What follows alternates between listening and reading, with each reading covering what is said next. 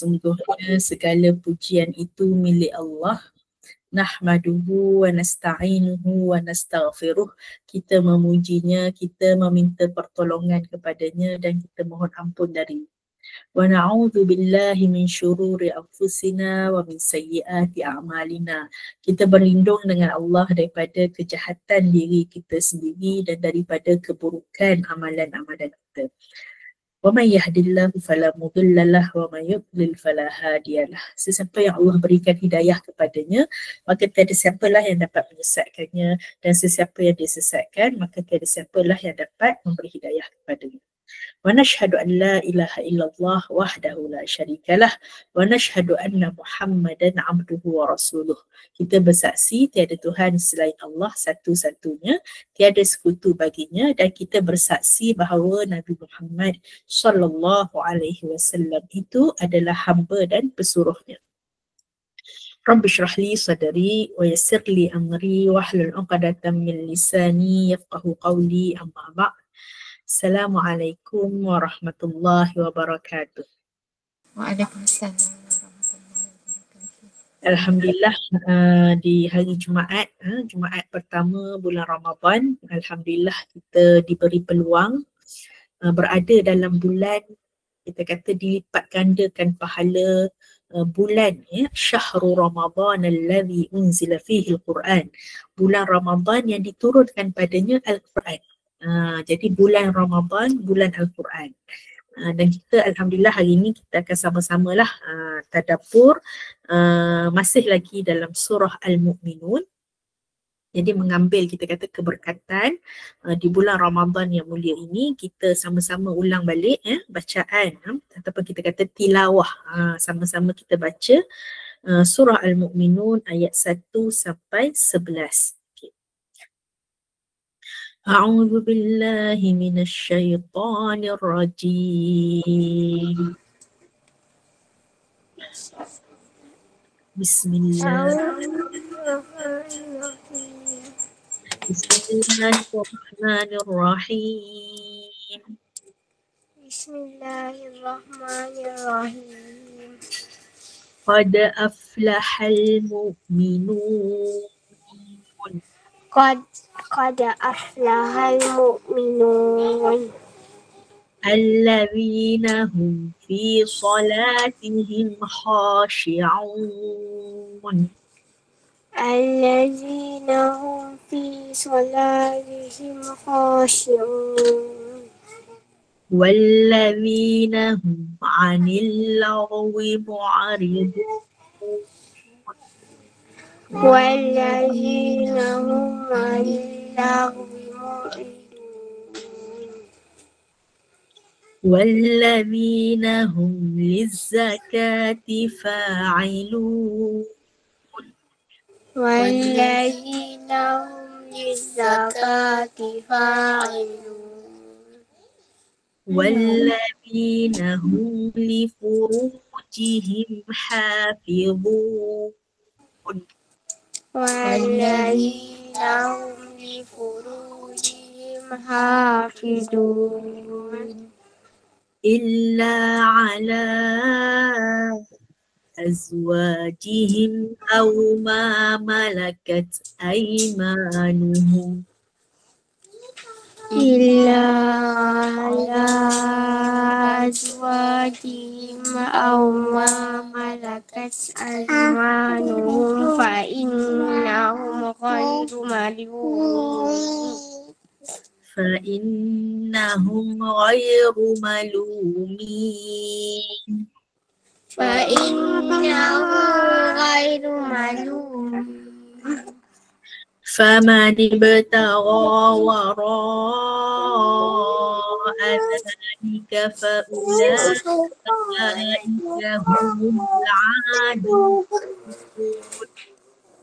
فمن ابتغى وراء ذلك فأولئك هم العادون. والذين هم بأماناتهم وعهدهم راعون. والذين هم لأماناتهم وعهدهم راعون والذين هم على صلواتهم يحافظون والذين هم على صلاتهم يحافظون أولئك هم الوارثون أولئك هم الوارثون الذين يرثون الفردوس هم فيها خالدون الذين لا يرثون الفردوس هم فيها خالدون. Sadaqallahul Azim. Okay, jadi kita tengok balik ayat 1 sampai 11. Jadi Alhamdulillah kita dah sama-sama tilawah bacaan 1 sampai 11. Sekarang kita tengok terjemahan sekali dengan tadabbur. Kita terjemah dulu. Okay, jadi ayat pertama sesungguhnya berjayalah orang-orang yang beriman. Ada juga yang guna terjemahan beruntunglah, aflaha. Perkataan yang sama kalau kita tengok dalam azan kan, hayya 'alal falah. Falah. Yang al-falah dekat situ isim, kita kata nama, marilah menuju kejayaan. Jadi kat sini qad aflaha, ini adalah fa'il madhi. Sesungguhnya telah beruntunglah ataupun kita kata telah berjayalah orang beriman. Jadi digunakan kat sini fa'il madhi untuk menunjukkan pasti. Walaupun belum masuk syurga lagi, kan? Tetapi ini adalah satu kepastian, pasti. Ciri-cirinya bermula daripada kita kata ayat kedua. Orang beriman yang macam mana? Jadi kita sebelum ni dah bincang, iaitu mereka yang khusyuk dalam solatnya. Tapi digunakan perkataan khusyuk itu menggunakan isim fa'il. Khashi'un, bukan menggunakan fa'il madhi atau fa'il mudhari'. Menunjukkan apa? Menunjukkan dia memang di tahap tertinggi khusyuk yang di tahap yang tertinggi. Begitu juga ayat ketiga, dan mereka yang menjauhkan diri daripada perkara yang sia-sia. Walladzina hum. Kalau kita tengok susunan dari segi bahasa Arab kan, bermula daripada walladzina, mereka yang hum. Mereka itu adalah orang yang macam mana? Anil lahwi. Daripada perkara yang sia-sia itu, mu'ridun pun sama, ia adalah isim fa'il. Sentiasa dalam keadaan menjauhkan diri. Memang kita kata mereka itu adalah orang yang di tahap tertinggi. Orang kata tak cemerlang lah dalam bab solatnya, dalam bab meninggalkan, menjauhkan diri daripada perkara yang sia-sia. Okay. Kemudian ayat keempat, dan mereka yang lizzakati, sebut perkataan zakat dulu.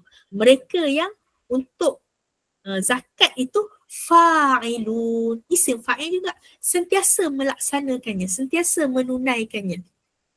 Dan perkataan zakat kat sini kalau kita tengok dalam tafsir Ibnu Kathir, antaranya tafsir Ibnu Kathir iaitu tafsir Al-Azim, Al-Quran, Tafsirul Quranil Azim yang ditulis oleh Imam Ibnu Kathir, tafsir yang sangat terkenal, di mana banyak diterjemahkan sampai kita kata ada dalam bahasa Melayu, di mana perkataan zakat ini Ibnu Kathir kata boleh difahami secara dua makna, iaitu zakat kita kata harta dari segi menunaikan, mengeluarkan zakat, kita katakan hartanya, zakat fitrahnya, zakat harta, perniagaan dan sebagainya.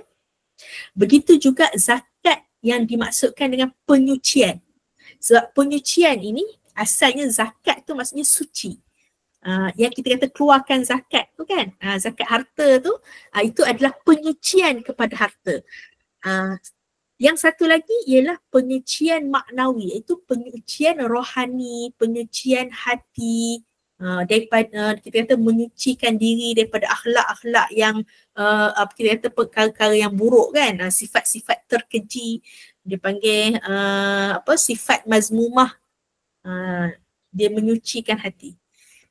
Jadi ayat keempat ni juga menunjukkan mereka berada di tahap tertinggi. Fa'ilun, sentiasa. Bukan fa'il madhi, bukan fa'il mudhari', tapi mereka itu adalah isim fa'il itu sendiri. Sentiasa menyucikan hati dan juga harta mereka lah. Itu yang keempat. Yang kelima, dan mereka yang menjaga kehormatannya. Walladzina hum li furujihim hafizun. Hafizun itu adalah isim fa'il juga. Yang sentiasa, orang yang sentiasa menjaga. Kalau kat sini kita tengok daripada segi terjemahan disebut menjaga kehormatan lah. Tapi kalau kita tengok dari segi perkata tu, dan mereka yang li furujihim, untuk kemaluan-kemaluan mereka sentiasa menjaga. Maksud kat sini, furuj kat sini adalah kehormatan maruah diri, yang berkait dengan kita kata menjaga kehormatan lah. Illa, okey. Ayat ke-6, ayat ke-6, kecuali kepada isteri-isteri mereka atau hamba sahaya mereka, maka sesungguhnya mereka tidak tercela. Maksudnya apa? Maksudnya dari segi kita kata hubungan kelamin lah, hubungan suami isteri itu adalah kita kata Islam datang menjaga, kita kata mengatur, mendisiplinkan syahwat. Kita ada syahwat kepada hubungan kelamin, tapi caranya, dawabit, garis panduannya mestilah melalui perkahwinan. Sebab itu dibenarkan, kita kata halal hubungan suami isteri. Kemudian ayat ke-7. Kemudian barang siapa yang mengingini selain daripada yang demikian, maka merekalah orang yang melampaui batas. Maksudnya mereka yang tidak menjaga kehormatan mereka itu dari segi syahwat kepada hubungan kelamin, maksudnya mereka mencari selain daripada itu. Contohnya apa? Kalau zaman sekarang ni pornografi kan, kan ada sekarang ni usaha-usaha lah untuk menangani ketagihan terhadap soft porn ataupun pornografi ni lah, benda-benda yang lucah ni. Sebab Ustazah ada tengok dia punya buat gambaran, dia ambil scan gambaran otak kan, otak yang normal macam mana, otak yang disebabkan oleh ketagihan dadah macam mana, dan otak yang disebabkan oleh ketagihan pornografi, benda-benda yang lucah ini macam mana. Jadi kalau kita bandingkan tu, hak paling teruk itu adalah ketagihan pada pornografi. Memang berkedut, maksudnya teruklah keadaannya. Nak menunjukkan sesiapa yang mencari kepuasan syahwat ataupun mencari syahwat hubungan kelamin ni di luar daripada batas kita kata hubungan perkahwinan itu, mencari yang haram, seperti selain daripada itu zina lah kan, ketagihan kepada hubungan kita panggil apa ni, hubungan bebas ke apa, seks bebas kan, na'udzubillah min zalik. Itu pun kita kata ya. Tak apa, Ustazah teruskan, ada saya nak tanya sekejap lagi. Boleh, nanti boleh tanya. Maksudnya ini perkara-perkara yang membahayakanlah syahwat kepada kemaluan, syahwat kepada perkara yang haram ni, yang membahayakan. Maka siapa yang mencari di sebalik itu, maksudnya selain daripada yang dihalalkan oleh Allah Subhanahu Wa Taala, maka merekalah orang yang melampaui batas, yang zalim. Okay, kemudian yang ke-8, jadi bab berkaitan syahwat tu kita kata menjaga, maksudnya furuj ataupun kita kata kehormatan mereka, maruah mereka tu, penerangan dia lebih detail. Lebih detail. Sebab kita kata ada yang halal. Syahwat yang kita kata yang disalurkan mengikut undang-undang ketetapan syariat Islam, maka itu halal. Tetapi kalau buat selain daripada itu, maka mereka lah orang yang melampaui batas. Menjadi dikata ikut jejak langkah ahli neraka. Adapun yang ikut halal ini mengikut jejak langkah ahli syurga lah. Okay. Jadi dibuat perbandingan daripada ayat 5, 6 dan 7. Kan ada yang kita kata yang ikut cara halal iaitu azwaj, au ma malakat aimanuhum. Ini kita kata zaman ada, kita kata masih ada hamba lah. Zaman sekarang ni kita kata tak ada lah. Ya. Kemudian yang ketujuh ni menunjukkan jalan yang haram. Kan? Famani betagha wara azalika faulaika humul adun. Mereka lah orang-orang yang melampaui batas. Okay. Kemudian kita masuk pula ciri seterusnya iaitu mereka yang menjaga amanah dan janji mereka. Walladzina hum li amanatihim, dan mereka yang untuk amanah-amanah mereka dan janji mereka ra'un, mereka menjaganya.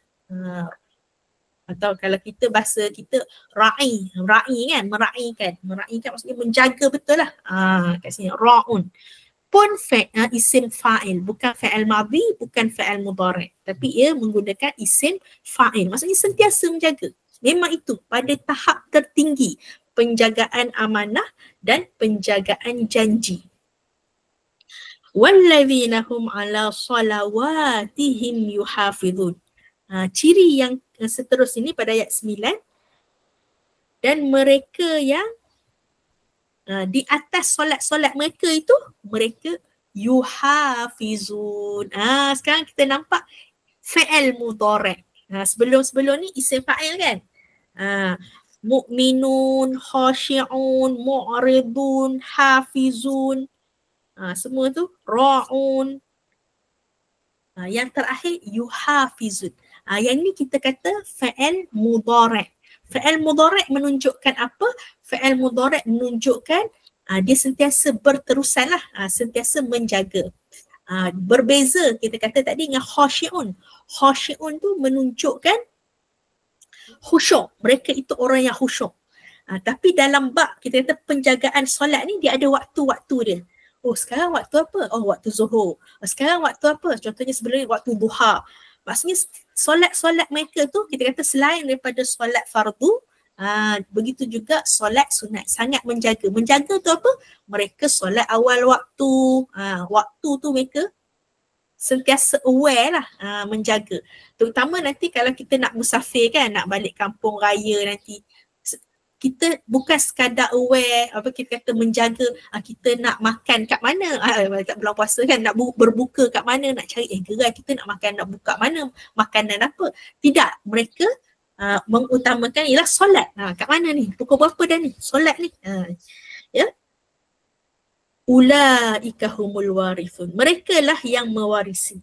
Warisun alladzina yarithuna al-firdaus, mereka itulah yang mewarisi syurga firdaus, mereka kekal di dalamnya. Hum fiha khalidun, kekal khalidun. Okay, itu secara kita kata umumnya lah ayat 1 sampai 11. Okay, kalau ada soalan tadi macam mana? Boleh tanya. Ustazah jawab dah yang tadi yang hamba saya tu kan? Ya, hamba saya. Yang ayat nombor 6 tu kan? Ya. So, itu untuk zaman dulu sajalah kan? Ya, zaman dulu. Ataupun bila datang lagi kita kata perhambaan ni, kalau ikut alim ulama lah, kita kata Islam datang dalam keadaan dunia ni dipenuhi dengan hamba-hamba. Tanpa kita kata terkawal lah. Jadi bila Islam datang, Islam bagi hak untuk hamba, makan, pakai dia sama macam tuan dia. Hak dia untuk diberi makan, berpakai, tak boleh dipukul. Kemudian Islam menggalakkan pembebasan hamba, untuk dibebaskan hamba. Kalau contohnya ada buat kesalahan, contohnya apa? Contohnya zihar, suami zihar isteri, ataupun sumpah, melanggar sumpah. kafarah dia panggil denda dia nak kena bayar untuk contohnya sumpah, dia langgar sumpah kan, dia hendaklah membebaskan hamba. Begitu juga zihar. Maksudnya Islam menggalakkan pembebasan hamba dan bukannya memperhambakan. Sebab ada orang kata nanti di akhir zaman ni kan, contohnya ada peperangan, orang Islam kalau perang menang bolehlah ambil hamba-hamba. Maksudnya jadi alim ulama sebut tidak. Maksudnya Islam tidak memulakan sesuatu yang buruk, benda yang negatif. Tetapi Islam mengawal ataupun kita kata perkara yang telah ada pada zaman dulu. Sebab antara kita kata tohmahan orientalis lah ataupun orang-orang yang nak menyerang Islam ni, dia kata tengok tu Islam ni ada perhambaan kan dalam Islam. Dalam Islam dia mengawal, dia menjaga hak-hak hamba dan menggalakkan pembebasan hamba. Jadi ayat-ayat Quran kita kata walaupun masih disebut berkenaan hamba ini, maksudnya apa? Maksudnya jika satu hari nanti contohnya dunia ini kan ada balik kita kata peperangan dan sebagainya yang menyebabkan tawanan-tawanan, dia balik kepada hukum yang adalah berkaitan dengan hamba sahaya inilah. Sebab zaman dulu disebut juga hamba ni diperolehi dengan pelbagai cara. Antaranya kita kata perang lah. Perang. Kedua penculikan. Tu kan. Kita kata sekarang ni memang perdagangan orang yang saya dah. Perdagangan manusia tu kan memang haram lah, illegal. Dan memang kita kata dibanteras di seluruh dunia, tapi ia kita kata perbuatan yang masih lagi berjalan. Penculikan untuk dijadikan hamba. Na'udzubillah min zalik. Jadi Islam mengharamkan penculikan untuk dijadikan hamba. Tetapi untuk peperangan, itu kita kata yang menjadi sebab tawanan-tawanan itu kita kata yang perempuannya menjadi hamba. Tapi tetaplah Islam menggalakkan pembebasan hamba. Wallahu alam, itu berkaitan dengan hamba lah dan kaitannya dengan Islam. Jadi pernah tengok bukan pernah baca. Bila kita baca zikir pagi petang tu kan, yang la ilaha illallah wahdahu la syarikalah tu kan, dia punya fadilat dia kata membebaskan berapa orang hamba, saya tak ingat. Ibarat membebaskan hamba. Sebab maksudnya pahala tu dapat macam bebaskan hamba yang ramai. Pahalanya ibarat membebaskan hamba. Sebab apa? Sebab Islam sangat menggalakkan pembebasan hamba. Ada hamba, bebaskan, dapat pahala yang besar.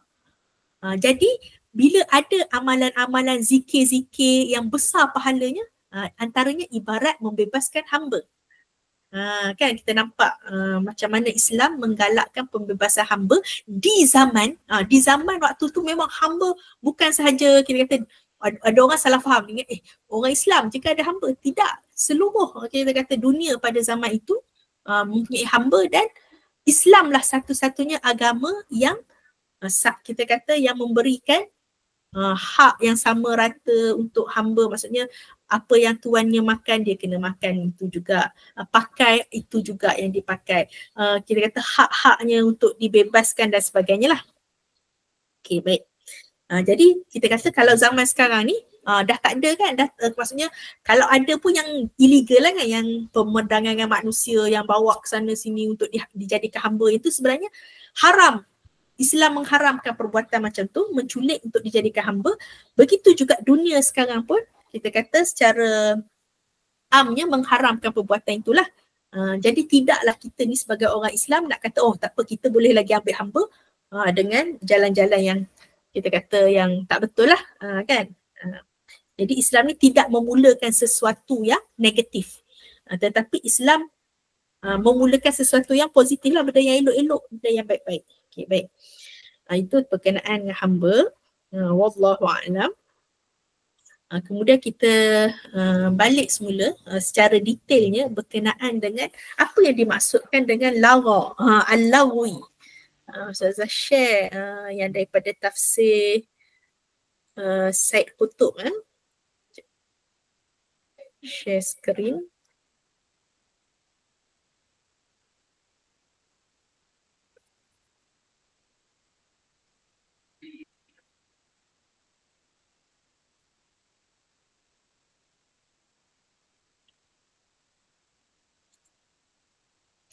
Anil lahwi. Iaitu segala perkataan yang sia-sia, perbuatan yang sia-sia dan segala perhatian dan perasaan yang sia-sia. Jadi semua yang sia-sia tu tak kira lah dari segi yang boleh nampak ataupun yang kat dalam. Duk bermain, kita kata dengan benda-benda yang sia-sia kan, perasaan. Biasanya anak-anak muda lah kan, orang kata cinta monyet ke apa benda lah, duk melayan perasaan, sia-sia. Jadi apa yang sepatutnya ada dalam hati seorang beriman ni? Okay, jadi hati yang mukmin itu sentiasa dipenuhi dengan kegiatan-kegiatannya, tidak mempunyai ruang untuk perkara yang sia-sia, main-main dan cuma-cuma. Maksudnya tak ada apalah. Ia dipenuhi dengan apa? Zikrullah. Ingat pada Allah. Tengok ingat pada Allah, hatinya ingat pada Allah, memikirkan kebesarannya dan merenungi tanda-tanda kekuasaan dan kebijaksanaannya pada kejadian diri manusia dan makhluk-makhluk yang lain.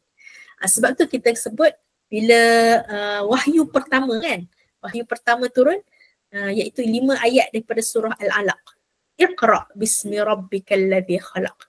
Bacalah dengan nama Tuhanmu yang menciptakan. Maksudnya apa? Maksudnya bila kita mencari ilmu ni, kita membaca ni, apa tujuannya? Tujuannya adalah untuk kita mengenal Allah dan mengenal makhluk Allah. Kan? Iqra' bismi rabbikal ladzi khalaq. Khalaqal insana min 'alaq. Yang menciptakan manusia daripada segumpal darah. Jadi yang ketiga adalah untuk mengenal diri manusia itu sendirilah, diri kita sendiri. Kita kenal diri kita. Jadi 3 perkara daripada Iqra' tu ialah Iqra' untuk apa? Untuk mengenal Allah, untuk mengenal makhluk Allah dan untuk mengenal diri kita sendiri. Okey, jadi itulah kita nak kena merenung kan, muhasabah. Jadi setiap pemandangan alam buana memenuhi kegiatan hati dan fikirannya di samping menggerakkan perasaannya.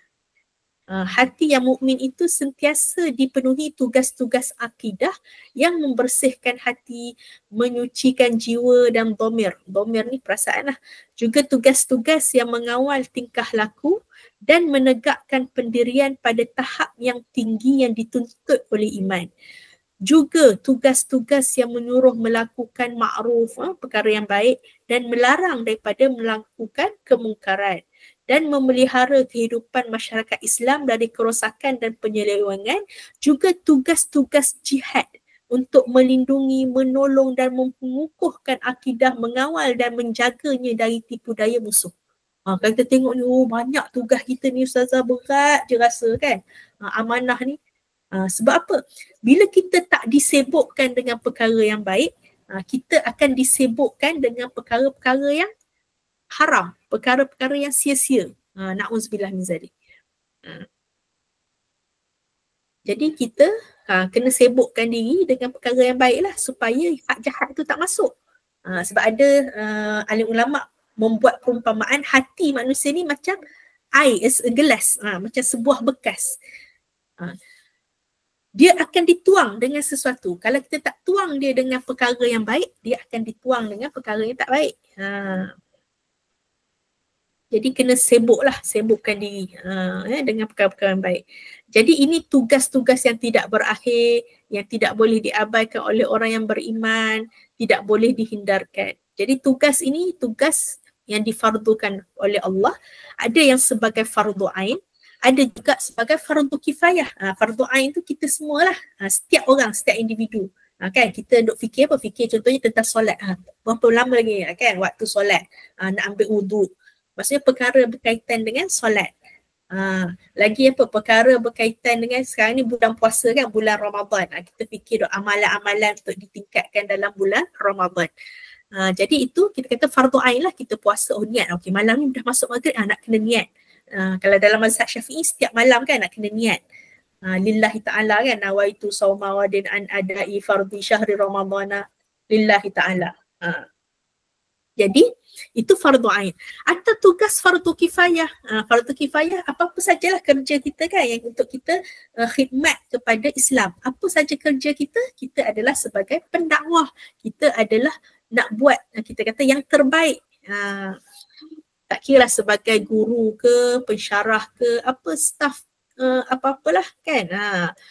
Untuk menghabiskan tenaga dan umur seseorang manusia.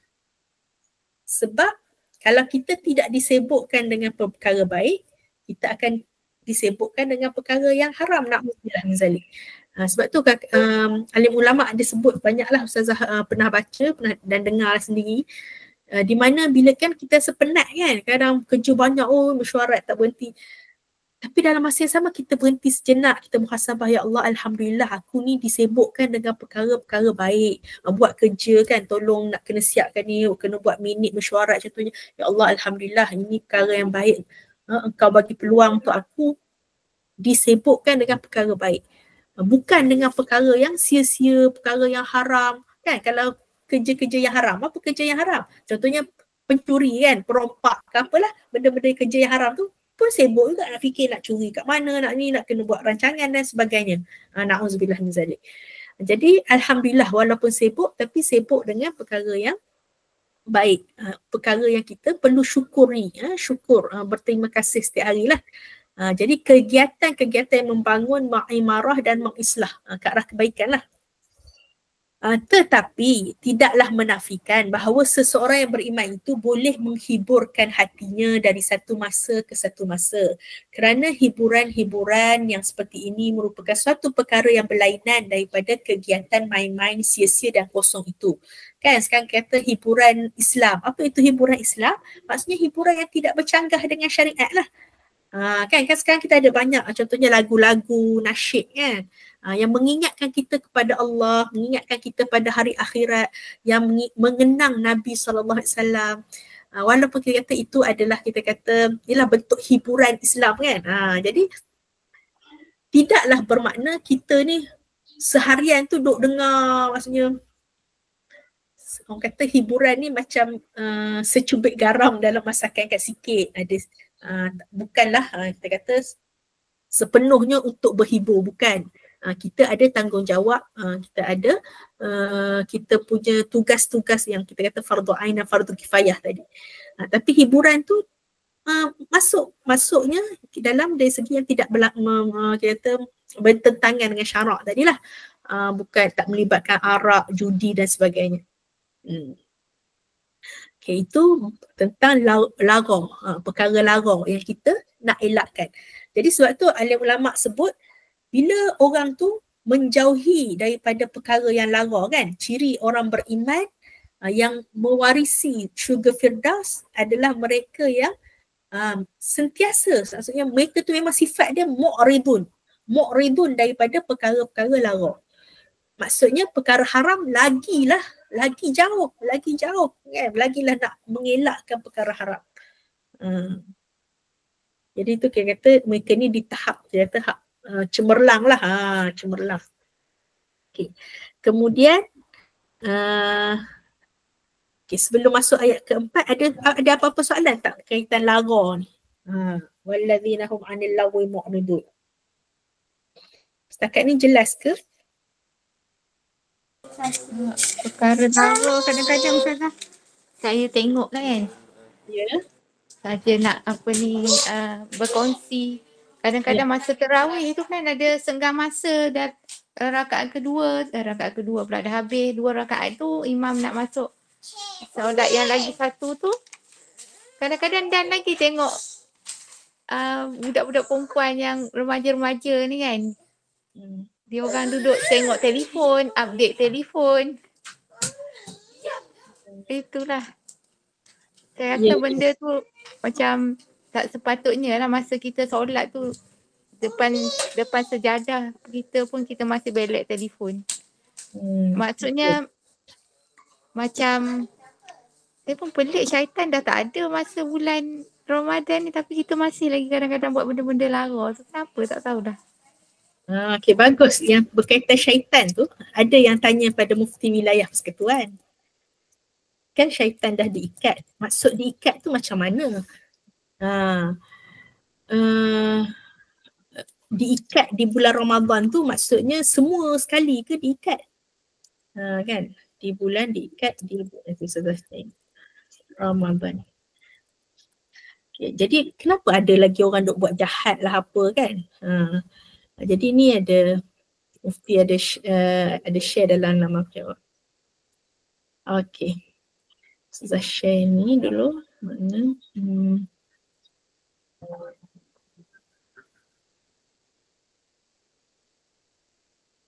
Okay. Selain daripada tu ada gangguan makhluk halus dalam bulan Ramadan, ada histeria lah apa kan, terjerit-jerit contohlah. Ustazah bangun di sekolah anak saya, sekolah agama pula tu. Lepas tu dia kata ada budak tu macam kena rasuk. Di bulan Ramadan kan. Saya pun tak pasti dia tension ke atau betul-betul kerasukan. Dan dia anak saya pun tanya saya, suruh tanya Ustazah juga. Okay, Alhamdulillah Mufti pun dah tolong jawab dah. Ni bila tarikh dia ni 15 Mei 2019. Dah ditanya juga. Jika benar syaitan dirantai, mengapakah masih ada kejadian gangguan makhluk halus dalam bulan Ramadan? Jadi kita ringkaskan asal daripada hadis hadis yang sahih riwayat Al-Bukhari, apabila datangnya Ramadan maka dibuka pintu-pintu syurga, ditutup pintu-pintu neraka dan dibelenggu. Maksudnya dirantai, belenggu tu kan, rantai, diikat syaitan-syaitan. Okay, maksud dia, Ibnu Hajar Al-Asqalani, Al-Hafiz Ibnu Hajar Al-Asqalani berkata, yang dimaksudkan syaitan dalam hadis ini merujuk kepada sebahagiannya, iaitu mereka yang ganas lagi menentang, bukan semua syaitan. Sebab itulah Ibnu Khuzaimah membuat judul bab dalam kitab sahihnya untuk hadis berkenaan. Jadi nak ceritanya general dia memang yang ganas lah. Kemudian Sahih Ibnu Khuzaimah sebut bab penjelasan terhadap apa yang dimaksudkan dengan sabda Nabi SAW dan dibelenggulah syaitan-syaitan yang ganas atau besar bukan merujuk kepada seluruh syaitan, kerana sebutan atau istilah syaitan-syaitan ada kalanya digunakan untuk sebahagian dari mereka. Maksudnya yang dibelenggu adalah jin yang ganas, bukan keseluruhannya.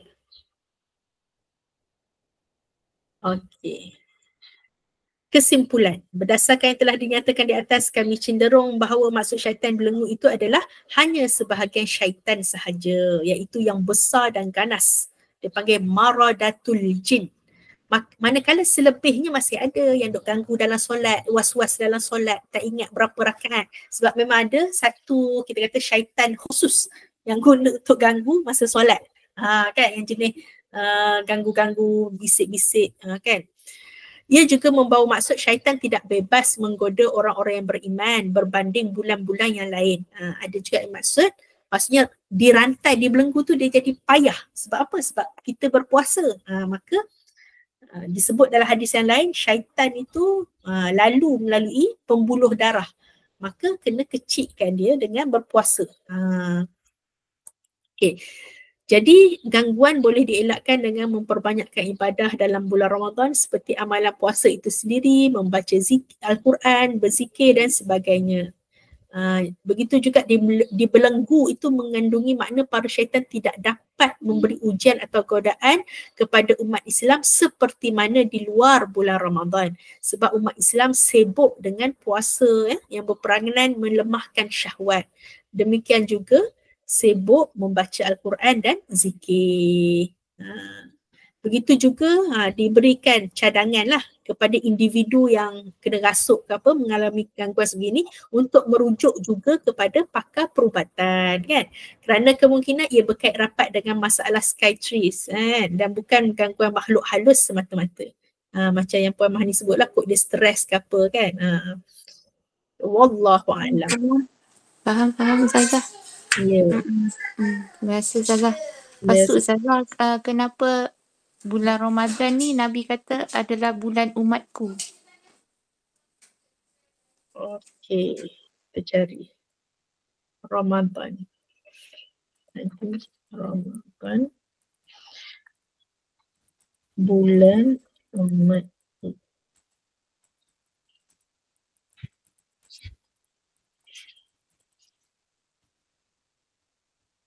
Okey, ada juga. Alhamdulillah. Mudah kan?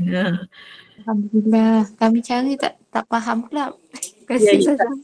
Kita tengok sama-sama. Okay, Ustazah share.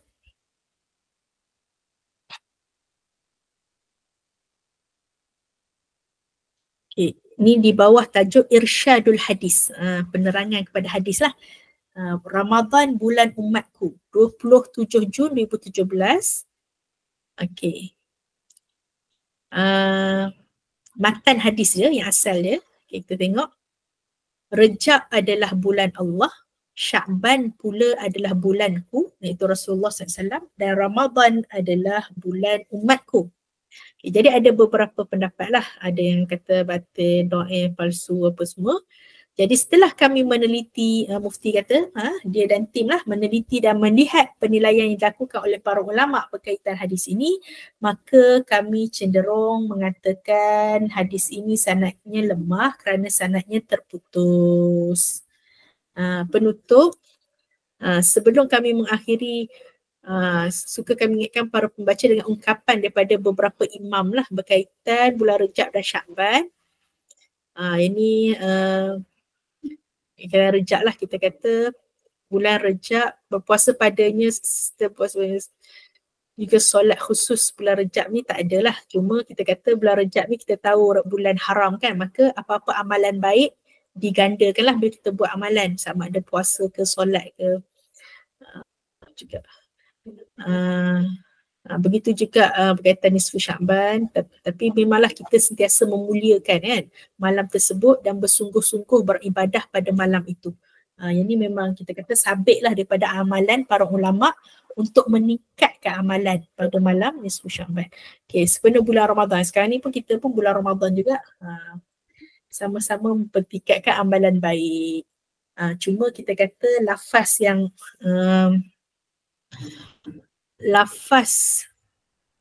hadis yang kata Ramadan itu bulan umatku tu, maksudnya bukan lafaz daripada Nabi SAW lah. Tapi kalau kita nak sandarkan kepada alim ulama menganggap sebagai Ramadan ini sebagai bulan untuk umat Islam, kita anggap ia sebagai satu kata-kata hikmah lah, yang mana inilah peluang umat Islam nak mempertingkatkan ibadah secara ramai-ramai, berjemaah kan, solat tarawih apa semua, berpuasa, kita kata semua orang yang kita kata tak ada keuzuran untuk berpuasa semua pakat puasa. Jadi dia satu bulan umat Islam secara menyeluruh lah. Sebagai kata-kata hikmah, ya, tapi untuk disandarkan kepada Nabi SAW, ia dianggap sebagai lemah lah kalau ikut yang Mufti buat penilaian ni lah. Wallahu a'lam. Harap soalan tu. Ya, sama. Nanti bagi saya nak tanya, bila kita solat tarawih tu masa dia panjang sikit kan? Betul. Tapi bila kita semayang tu kita terasa macam ada macam keputihan lah keluar. Tak apa tu, sebelum kita semayang tu kita dah bersih, dah cuci dah. Kita nak buat macam mana Ya kan, kalau tanya Ustazah, Ustazah cenderung pada pendapat yang mengatakan bahawa keputihan itu tidak najis dan tidak membatalkan wuduk. Macam yang Ustazah tulis ada buku Fiqh Muslimah dari perspektif daripada perspektif fiqh dan medik. Sebab ada kajian yang dibuatlah oleh Dr. Ruqayyah daripada Universiti Ummul Qura di Mekah. Dia bertemulah dengan pakar-pakar sakit puan kan, yang berkaitan dengan khusus tentang kesihatan wanita ni, berkaitan dengan keputihan. Lepas tu dia tengoklah dalil-dalil daripada 4 mazhab alim ulama semua, dan akhirnya Dr. Ruqayyah mentarjihkan ataupun memilih pendapat yang kata keputihan itu normal lah, maksudnya dia tak najis dan tidak membatalkan wuduk. Begitu juga Dr. Yusuf Al-Qaradawi, kita kata kebanyakan alim ulama contemporary lah memilih pendapat bahawa keputihan itu tidak najis dan juga tidak membatalkan wuduk. Cuma kalau kita lihat balik kitab-kitab ulama mazhab Syafi'i, termasuk yang ditulis oleh Mufti Wilayah Persekutuan sendiri, kita tengok walaupun kita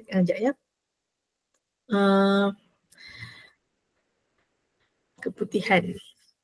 Keputihan.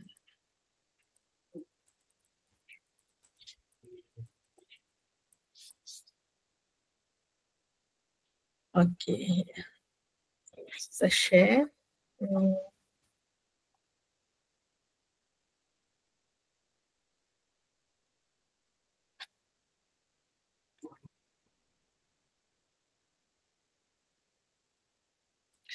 Di bawah Irsyadul Fatwa, siri keempat jurnal, adakah keputihan membatalkan wuduk? 2020. Jadi soalan dia, saya mengalami keputihan yang berterusan tanpa mengira waktu. Ketika saya mendirikan solat, keputihan akan tetap mengalir. Adakah saya perlu membatalkan solat dan mengulangi wuduk semula? Mohon pencerahan. Okay. Jadi di sini disebutkan beberapa, kita kata, istilah lah. Perbezaan kelembapan faraj dan keputihan. Okay, lembapan faraj ialah cairan putih jernih yang diragukan sama ada sifatnya antara mazi dan peluh. Cecair yang keluar daripada kawasan faraj yang zahir apabila wanita duduk mencangkung.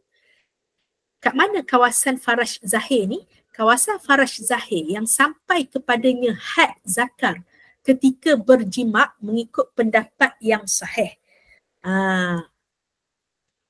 Adapun keputihan yang ni had batin faraj, tempat yang tidak wajib basuh ketika istinja. Jadi terus kepada lembapan faraj. Kalau kat sini, kalau kita tengok sini, mufti tarjihkan keputihan adalah najis dan membatalkan wuduk kerana ia keluar daripada had batin faraj, iaitu tempat yang tidak wajib dibasuh ketika istinja. Okey. Cuma kita tengok sini hukum lembapan faraj. Para ulama berbeza pendapat mengenai hukumnya. Kemudian penulis cenderung kepada pendapat bahawa hukumnya najis. Pendapat ini dipilih Al-Bandaniji telah berkata bahawa Al-Baghawi dan Ar-Rafi'i yang paling sahih adalah suci. Pengarang kitab Al-Hawi mengatakan dalam bab apa yang menyebabkan mandi wajib, Imam Syafi'i menegaskan bahawa lendir faraj wanita hukumnya adalah suci. Sekarang ni yang menjadi persoalan, ustazah yang keluar ni lembapan faraj yang suci yang tak membatalkan wuduk ke? Ataupun ia adalah keputihan yang mufti kata najis dan membatalkan wuduk ni? Dia ni keluar daripada had batin faraj yang tidak tercapai zakar ketika jima' ke, ataupun daripada had zahir. Kau kan kawasan faraj zahir yang sampai kepadanya had zakar ketika jima' kan, itu rongga faraj lah. Kita pun tak tahu keluar ke mana, tiba-tiba dah rasa macam basah, macam ada benda, maksudnya keputihan keluar lah kan, peluh ke apa yang keluar. Jadi bila tak tahu, dia akan balik asal. Al-aslu taharah, asal dia adalah suci dan tidak membatalkan wuduk. Jadi sebab tu juga bila kita tak pasti kan, ni daripada ni peluh faraj ke yang keluar ni, kan, ke dia yang belah dalam lagi, atas lagi tu. Jadi memang secara praktikalnya, secara realitinya, memang kita tak nampak kat belah dalam kan. Sama juga isu haid, istihadah semua.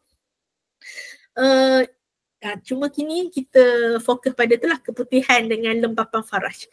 Jadi kalau lembapan faraj memang suci lah. Kan? Pendapat mengenai lendir daripada faraj wanita ada dua pendapat. Salah satunya adalah suci dan inilah yang sahih dalam mazhab kami secara mutlak, iaitu dalam mazhab Syafi'i.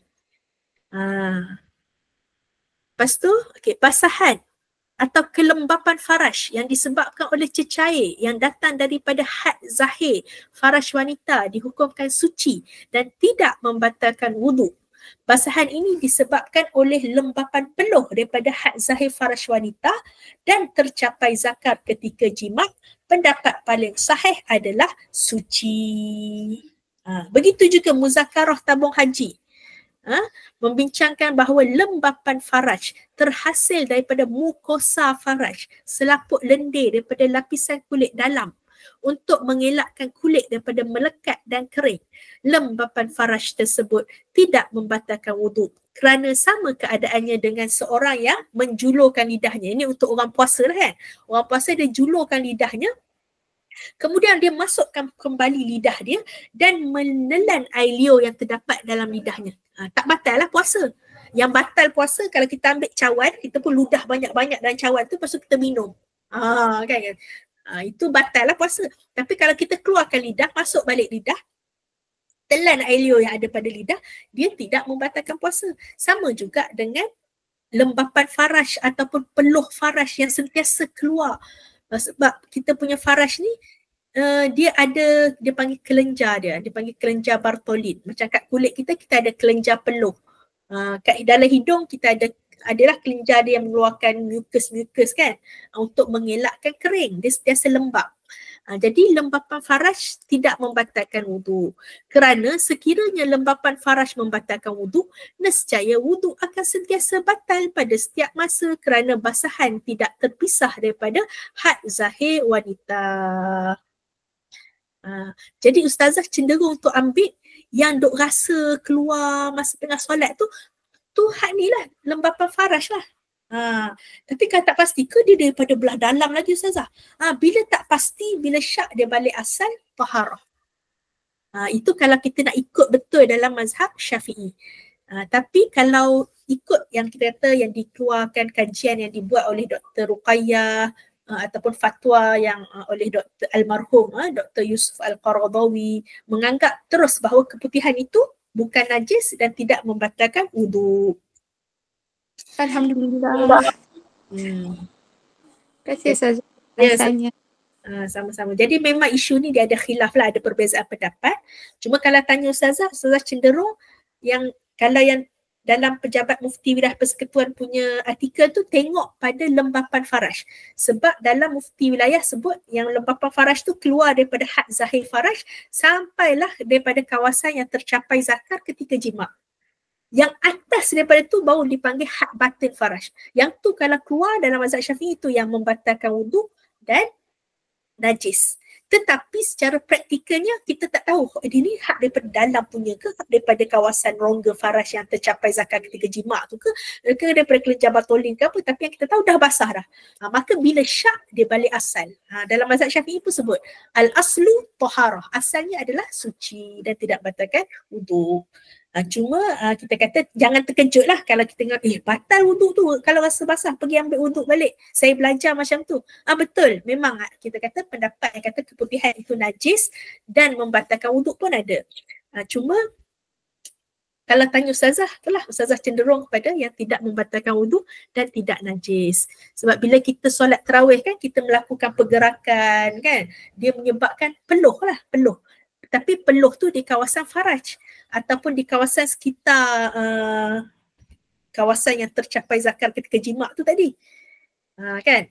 Maka dia menyebabkan keluarnya lendir-lendir masa kita tengah solat. Kita rasa macam basah kawasan tu. Jadi kita ambil ia sebagai basahan atau kelembapan faraj yang disebabkan oleh cecair yang datang dari had zahir faraj wanita yang ada kat skrin sekarang ni kan, dihukumkan suci dan tidak membatalkan wuduk. Kita ambil had ni. Kita jangan fikir tu keputihan tu. Kita ambil yang dia sebagai basahan atau kelembapan faraj. Dia panggil rutubatul farji dalam bahasa Arab.